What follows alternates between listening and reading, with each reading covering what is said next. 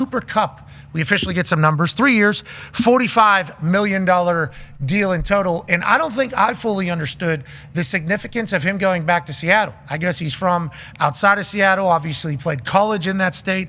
And he talked about, having Washington back across his chest, and then the letter, and then like the response of the people, the boys coming home. It's like that is really what they're selling. And in a time where the Seattle Seahawks are potentially losing fans that they can definitely regain, but they've certainly lost interest of some of their fan base. Some of the 12s have certainly seemingly not had as much optimism about what's going on with the Seahawks than they had in the past, especially moving on from Pete Carroll, moving on to this new era. Other teams are actually taking over the stadium in primetime games. Never happened in the history of my understanding of the Seattle Seahawks. Bringing a hometown kid back, especially one that is as beloved as it appears as Cooper Kupp is in Washington, good move business-wise. Also, get Sam Darnold a weapon, good move football-wise. I like this a lot for the Seattle Seahawks, AJ. I think it makes sense on all ends. Obviously, Cooper gets to come home and everyone, all the fanfare with that, but they need him. Like, they need Cooper Kupp to step in day one and be the man and be a stud for Sam Darnold. So it's going to be huge for that whole receiver room. But, yeah, Cooper Kupp, like we've said a million times on here, when healthy, is one of the best receivers in the NFL. The question is, how long can he stay healthy? And I think there was a report that the Seahawks can get out of the Sam Darnold deal. I think Florio reported the Seahawks can get out of the Sam Darnold contract after 1 year, $37.5 million. So I don't know exactly how that all comes to be. The structure allows the Seahawks to escape the contract after 1 year and $37.5 million. While it's generally frowned upon for teams to scrap contracts when the guarantee flips from injury only to full in the early days of the waiver period, that's what the Raiders did with Derek Carr in 2023. The good news for the player is that it gives him a head start on free agency by more than a month.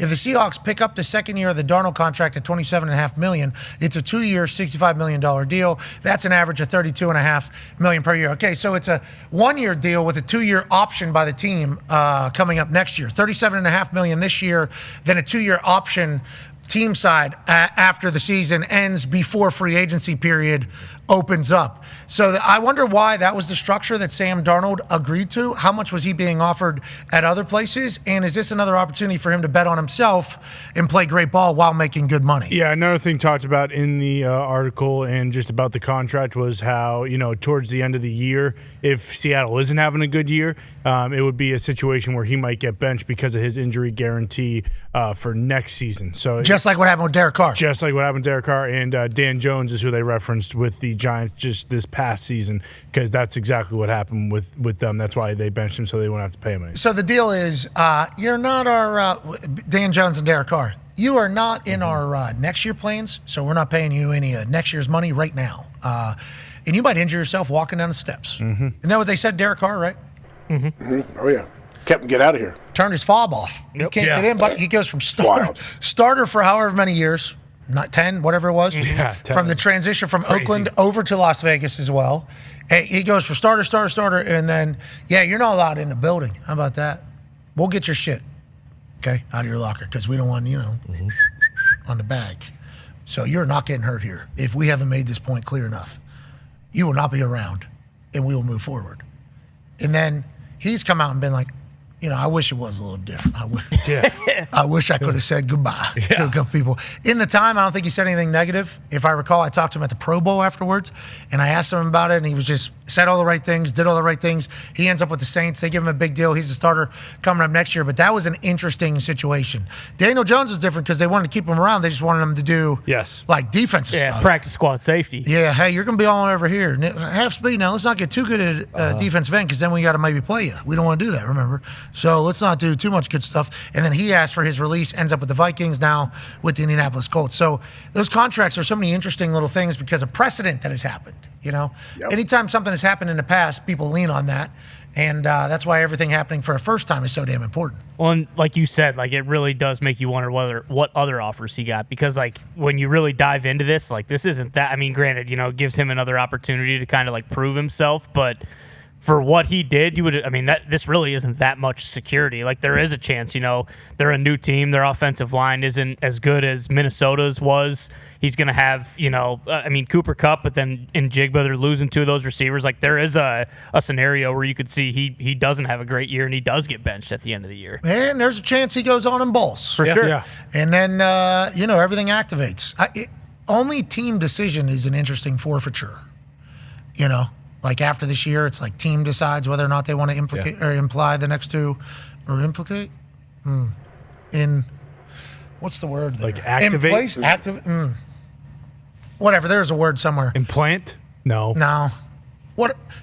Institute the next 2 years of the deal. Impale. Yeah. They want to impale Sam Darnold's bank account with the next 2 years of this deal. They can do that. That's interesting because you would think you would at least want a little bit of a say there. I don't know how often this takes place. I don't.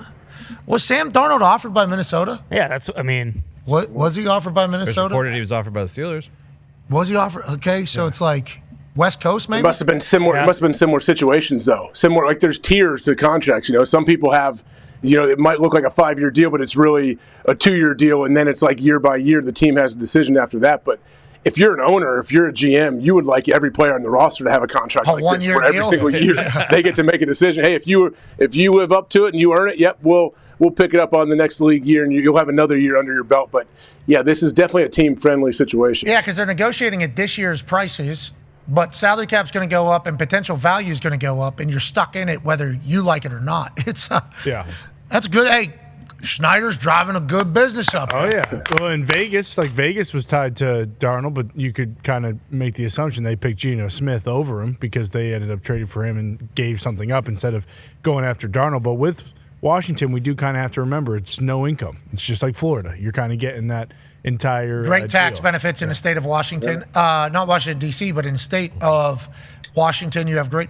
I wonder, because remember they came out and said Geno Smith was offered the same deal. Yes. I wonder if it was this type of deal, and Geno was like, Probably, that's no.